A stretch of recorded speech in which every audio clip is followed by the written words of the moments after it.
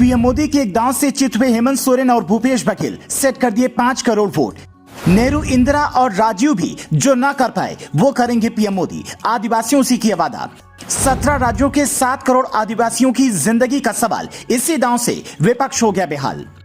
PM Modi जब मध्य प्रदेश में बोल रहे थे तब उनके निशाने पर कांग्रेस और आम आदमी पार्टी जरूर थी, लेकिन जिस पर पीएम का सबसे ज्यादा ध्यान था वो आदिवासियों की एक ऐसी बीमारी थी जो सैकड़ों वर्षों से उन्हें खाया जा रही है और पीढ़ी दर पीढ़ी उनका खून भी पी रही है। भारत की आजादी के बाद शहर बसे, वहां पर बड़ी बड़ी बिल्डिंगें बनी, स्कूल अस्पताल भी बने, लेकिन आदिवासियों की बीमारी के बारे में किसी नहीं सोचा। शायद सारे बड़े काम पीएम मोदी के हिस्से में आने थे। पीएम मोदी ने कहा, हर साल सिकल सेल एनीमिया की गिरफ्त में आने वाले 2.5 लाख बच्चे और उनके परिवारजनों के जीवन बचाने का हम संकल्प लेते हैं। इसके बाद पीएम ने इस बीमारी के बारे में जोर देते हुए कहा कि एक ऐसी बीमारी है जो कि परिवारों को बिखेर देती है। यह बीमारी माता पिता से ही आगे की पीढ़ी को मिलती है। पीएम ने कहा, ऐसी बीमारी से पीड़ित बच्चे पूरी जिंदगी इस बीमारी से जूझते हैं। इस बीमारी से आधे मामले सिर्फ अपने देश में ही होते हैं। इतनी गंभीर बीमारी को लेकर देश में पिछले 70 सालों में कभी चिंता नहीं की गई।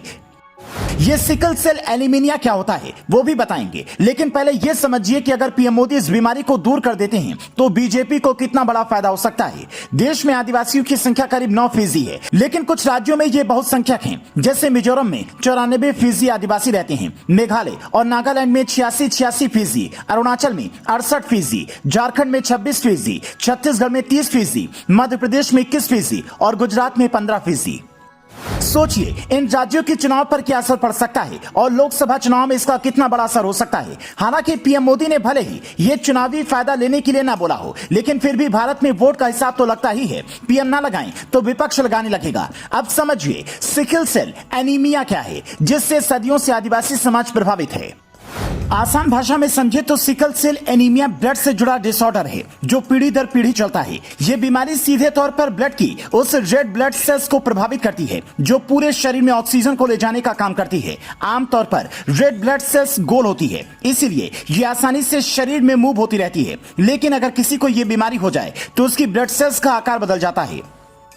ये बीमारी कितनी खतरनाक है इस बात का अंदाजा ऐसे लगाइए कि सिकल सेल एनीमिया के मरीज की अचानक मौत हो जाती है। इस बीमारी में मौत की वजह संक्रमण, दर्द का बार बार उठना, एक्यूटी चेस्ट सिंड्रोम और स्ट्रोक आदि रहते हैं। इस बीमारी से पीड़ित व्यक्ति की मौत अचानक हो सकती है। पारिवारिक स्वास्थ्य सर्वेक्षण के अनुसार साल 2015 और 16 के बीच 58.4% बच्चे, 53% महिलाएं इस बीमारी के शिकार हुए। पिछले 6 दशक से यह बीमारी भारत में पनप रही है। मतलब साफ है कि वोट अपनी जगह, लेकिन आदिवासियों के बीच से इस बीमारी को निकाल फेंकना जरूरी है। जो काम आजाद भारत में किसी ने नहीं किया, शायद पीएम मोदी कर जाएं और आदिवासियों की मुश्किल जिंदगी में कुछ आसानी आ जाए।